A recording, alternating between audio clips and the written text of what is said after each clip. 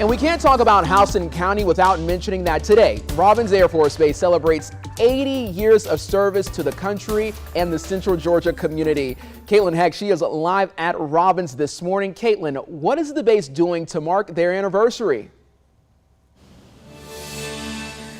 Well, they are first going to unveil a special anniversary logo, and that's going to kick off an entire year's worth of celebrations, and rightly so, because Robins has come a long way since crews broke ground here in 1941. I'm actually inside the first building that was ever here at the base.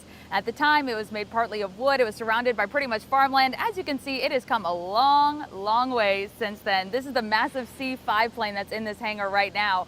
And I actually talked with an employee who's been at Robins for more than 3 decades. He's partly responsible for bringing this plane here from one of the other Air Force depots.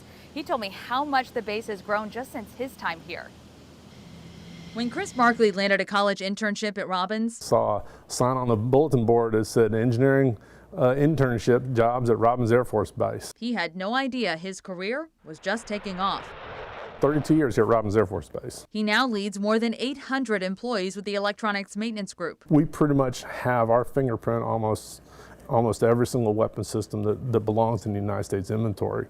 And he says as those weapon systems and other technology around the base became smarter and faster over the years.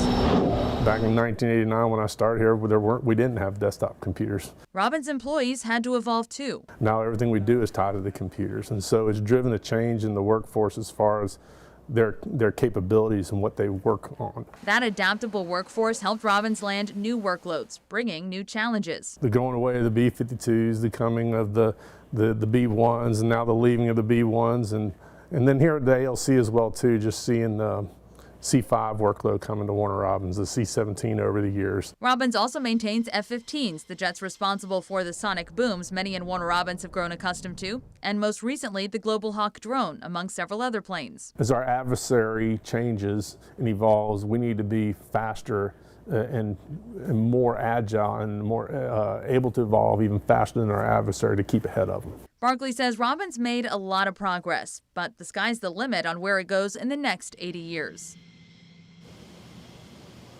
This is actually pretty cool. Barkley's dad, 2 brothers, and now his son served in the Air Force, but he says he's technically served the country longer than any of them, just in civilian clothes. And he is not planning to retire anytime soon. And of course, Wanye, we are so grateful for him and all of the thousands of employees that work here at Robins and make their mission possible. Thank you so much, Caitlin, for that phenomenal report. And I echo what you're saying. We cannot thank all the Robin workers, the military personnel, everybody who is on that base enough for everything that they do for our country and also for Central Georgia. You can find a deeper dive into the history of Robins on 13WMAZ.com.